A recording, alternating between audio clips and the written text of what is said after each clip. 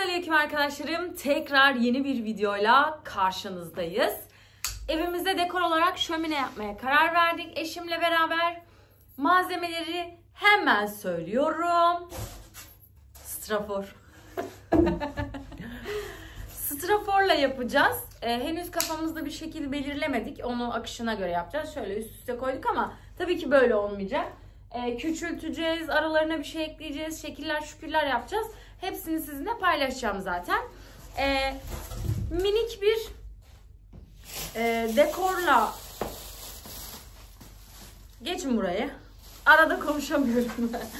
Elimizde boyalarımız var. Boyaları aldık. Şöyle marka göstermeyelim. Kiremit deseni yapacağız bunlarla beraber. Şöyle ben kısaca size malzemeleri söyleyeyim. Strafor 6 tane strafor gerekiyor. Biz tabii 10 tane aldık. Paket halinde aldık. 6 taneyle yapmayı planlıyoruz. Sonra boyalar aldık kiremit deseni için. Sizinle renkleri paylaşacağım. Karışım falan yapacağız. Bir adet neydi bunun adı? Maket bıçağı. Maket bıçağı. Bulaşık süngeriyle. Bulaşık süngeriyle pıt pıt pıt pıt kiremit deseni vereceğiz. Hadi o zaman ufaktan başlayalım. Bunu kaldırıyorum. Evet. Tamam ama bir kalemle... Yo, yan yana koyacağız mı? Koy. Hayır onu böyle söylemiyorum. Yüksekliği. Ama buna göre ayarlarız, koy. Ona göre nasıl ayarlayacağız hayatım? Buradan göz kararı şu kadar falan diyorum ya. Tamam, fark etmez ki. Ama şuradan keseceksin işte. Şu kadar kalsın göz kararı. Yan yana.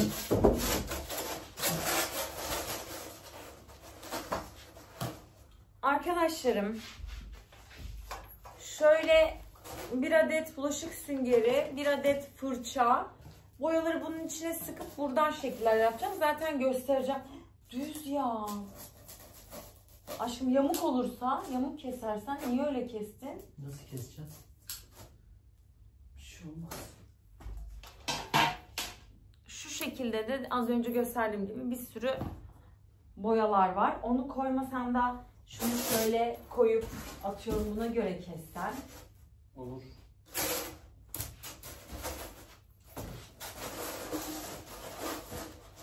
Ama şunu bir şey yapayım buradan. Çek oradan. Çek gibi çek. Heh. Bekle ama bir düz değil. Tamam, o kadar şey olur. Düz mü? Ona kesebilecek misin? Çok yamuk oldu. Sen bunu bir kaldır. Canım yamuk kesersin ama öyle. Kesmem, nasıl kesim yamuk? Şöyle dümdüz keseceğim işte. Elim kesildi şu.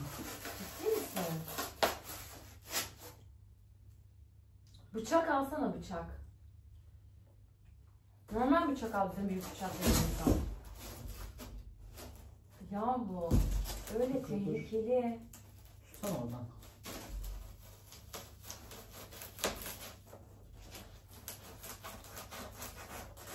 Canım o öyle olmaz.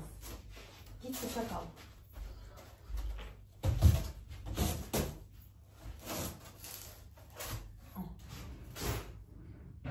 Yamuk oldu tabii.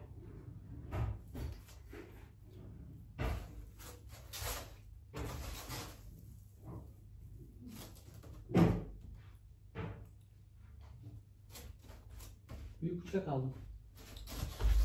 Yamuk oldu tabii. Ben böyle şeylere dikkat ederdim. Bebeğim çok yamuk oldu. Dur buradan dümdüz oldu.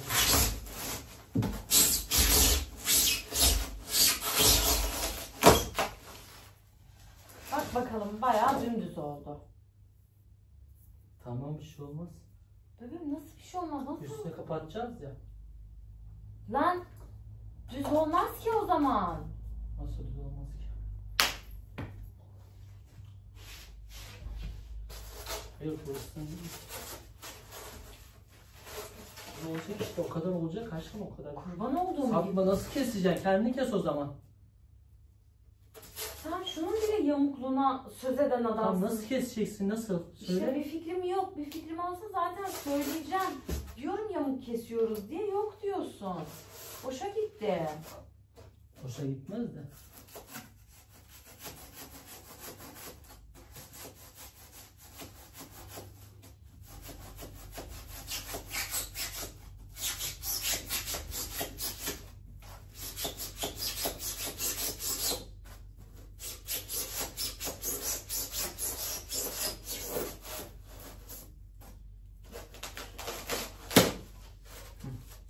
Ne oldu?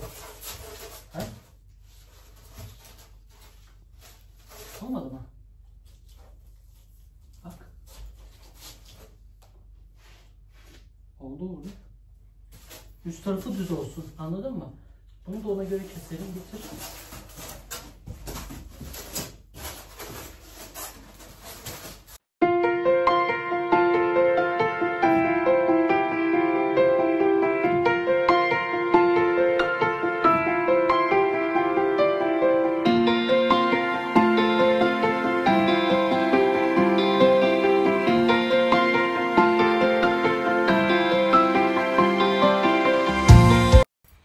Şimdi boyalara geçtik arkadaşlar. Bu şekilde tüp boyamız var demiştim sizlere. Şu an marka gösteremiyorum. Şimdi ben bu renklerden karışım yapacağım. Karışımlarla da straforun üstüne kiremit desenleri yapacağım. Sonra aralarını siyahla boyayacağım. Tam olarak nasıl bir renk çıkacağını bilmiyorum. Sadece deneme olarak önce kırmızıdan başlamak istiyorum. Böyle birazcık kırmızı sıkıyorum. Sonra içine sarı çalkalamak mı gerekiyordu? Kiremit desenini süngerle vereceğiz. Kiremit desenini aynen süngerle beraber vereceğiz ama siz benim yaptığım hatayı yapmayın. Sanırım sallamak gerekiyordu. Ben sallamadım aynen. Şimdi biraz da turuncu koyacağım içine. Bu şekilde karıştıracağım. Şöyle.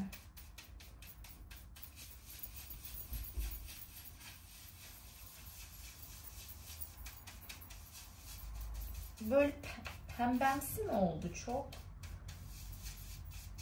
Sence? Evet. Onu siyah da mı katsam? Siyah da mı katsam bilmiyorum. Azıcık da siyah katayım. Biraz fazla oldu galiba. Bu sefer de tam oldu aslında. Evet, kiremit rengini aldı yavaş yavaş. Aynen. Siyah da koymamız gerekiyormuş. Siyah da hemen karıştırdım. Şöyle bir renk elde ettim. Şimdi süngerimi alıyorum. Bastırıyorum. Alıyorum şöyle. Tam almadı. Sanırım biraz sulandırmak gerekiyor. Şu şekilde.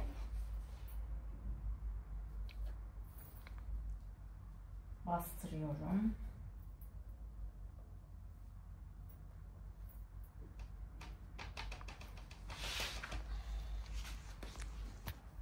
Yan mı yapmalıydım acaba kiremit desenini? Evet. Çok oldu. Yan yapman lazımdı. Evet. Ne yapacağım?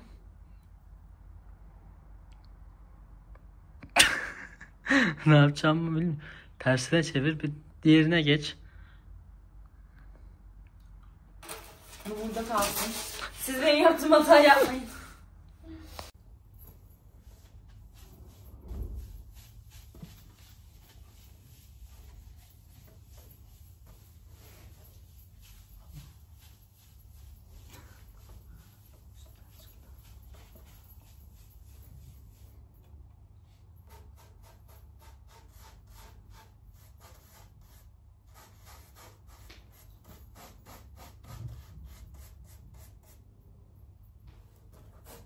Şuraya da yan yap bir tane. Olmaz.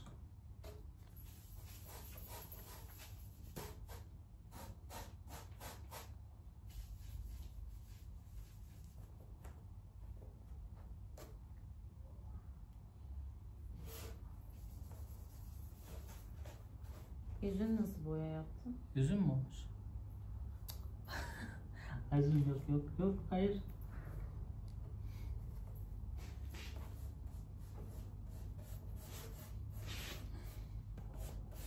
Biliyor ama bak. Hı? Evet. Şu aralara da küçük yapalım. Rötuşlar ya işte.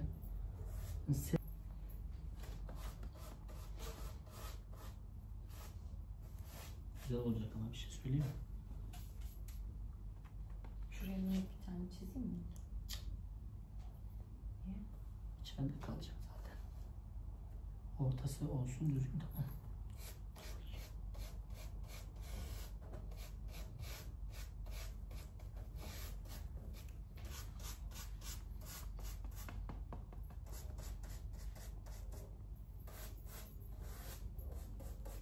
Sen yap, ben içinde doldurayım, daha hızlı oluyor. Tamam.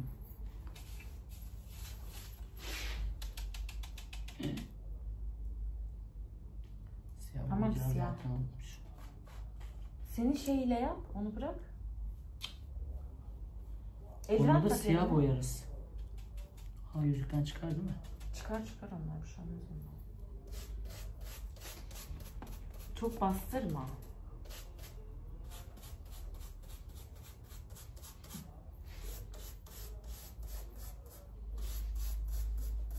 Üstüm olmasın da aşkım.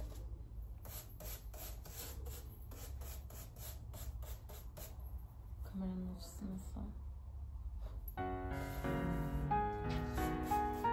Aşağı insen daha iyi olmaz.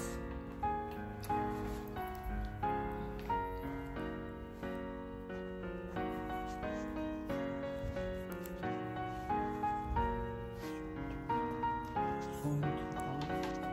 Ne güzel ya.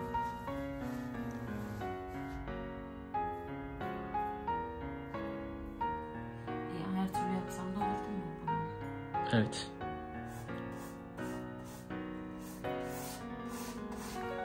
Şimdi gölgelendirmek için siyah boyuyoruz aralarını. Fırça çok kalın. Evet.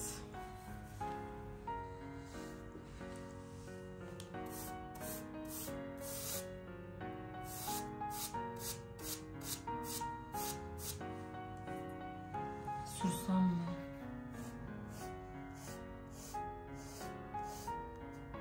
Bakalım, evet.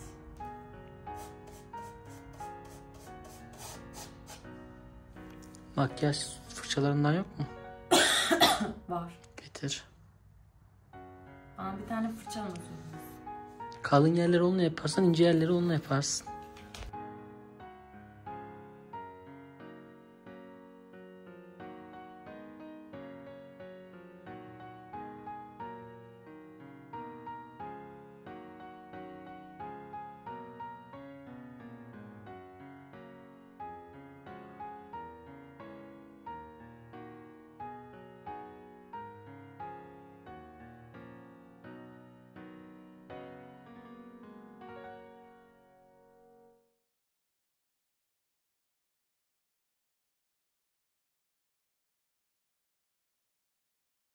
Kiremit desenlerimizi verdik arkadaşlar. Son hali bu şekilde.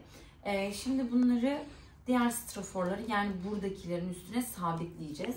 Şu şekilde bunu alıp şunun üstüne sabitleyeceğiz. Kürdan kullanıyoruz. Kürdan kullanmamızın sebebi de çünkü straforu yapışkan eritir. Hiçbir şekilde bir yapışkan madde kullanmıyoruz arkadaşlar. Direkt kürdanla yapacağım. Bunu bu şekilde sırasıyla kürdanları geçiriyorum. Biraz fazla kürdan kullanacağım çünkü sağlam olmasını istiyorum. Şöyle aralıklı şekilde. Şöyle birkaç tane daha atacağım ortalarına. Straforumun genişliğine göre onu göz kararı ayarlıyorum. Umarım çok geniş olmaz. Şöyle. Ondan sonra da tak istersen. Tamam. Şunları da. Çok mu geniş oldu? Yok, gayet iyi. Şu boşluk. Gayet iyi. Ön taraftan sıfır al. Çünkü arkaya diğerini sabitleyeceğiz ya. Tamam. şu şekilde. İyi mi böyle? Evet. Bu şekilde oturtuyorum.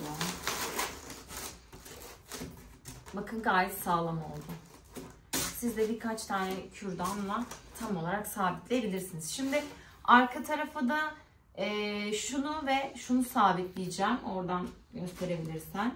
Şu şekilde onu çerçeveleyeceğim. Ondan sonra zaten sona doğru yaklaşmış olacağız.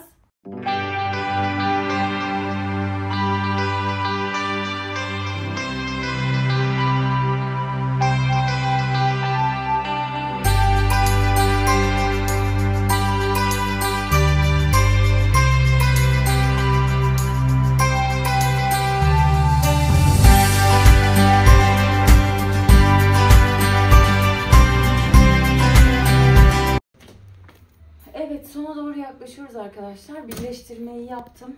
Bu da nazarı olsun, tırnağım geçti. Birleştirmeyi yaptık. Şimdi şu kısma, şu parçalardan bir tane geçireceğiz. Daha doğrusu şurayı biraz aşağıya almış olacağız. Sonra bilmiyorum buralara ne yaparım bilmiyorum ama orayı da takmak için böyle kürdan yerleştiriyorum iki tarafa da. Sonra birleştireceğim. Ondan sonra bakalım ne çıkacak ben de bilmiyorum.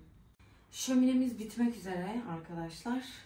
2 saattir uğraştık. Umarım sonuç olarak güzel olur. Şimdi şuraları birbiriyle geçirdim. Zaten şu dikkatli, bilmiyorum videoda görünüyor mu, dikkatli baktığınızda içinde kürdanlar görünüyor. Buraları birleştirdim. Şurayla şurayı. Buraya da ekstradan yine bir raf gibi bir şey yaptık. Son olarak bunu tamamen siyaha boyayacağım. Şuraları, görünen yerleri, yanlarını tamamen siyaha boyayacağım. Şu renk olacak. Sonra ateş kısmını yapacağım. Şu straforların parçalarını siyaha boyayıp oraya koyacağım. Ve şöyle mumlar aldım. Yani daha doğrusu ışık. Bunlar ateş gibi görünecek içinde. Onları da oraya yerleştireceğim. Birkaç ot mot bir şeyler koyacağım oraya. Işık mışık derken zaten tam olarak şömine olmuş olacak. Üstüne de biblo falan artık ne bulursam son halini sizlerle tekrar paylaşacağım.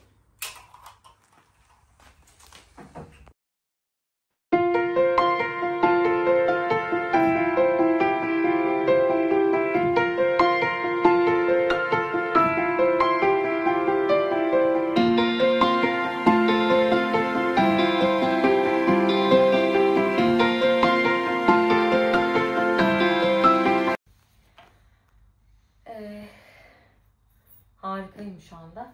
Arkadaşlar şuraya böyle ateşimsi, ateş yanıyormuş gibi bir efekt vermeye çalıştım dibine. Şimdi bu atıkları boyayacağım. Strafor atıklarını.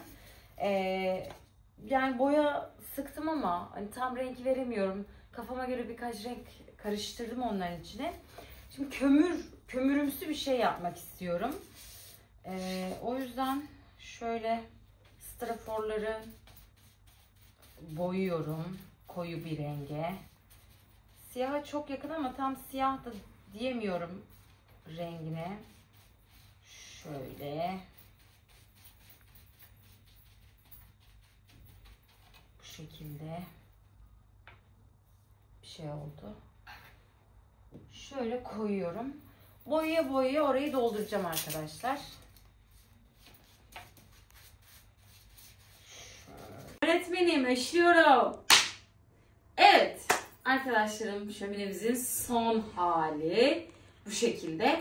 Umarım siz de beğenirsiniz. Bu kadar emek verdik. 2 saat, 2,5 saat hatta 3 saat bununla uğraştık. Beğenip yorum atmayı unutmayın. Bana bunun için Instagram'dan ve YouTube'dan yazabilirsiniz arkadaşlarım. Son hali bu şekilde. Tabii süslemeleri tam olarak bitirmedik ama istediğiniz gibi siz yaptıktan sonra üstüne altına artık ne varsa güzel şeyler koyabilirsiniz. Bizden bu kadar.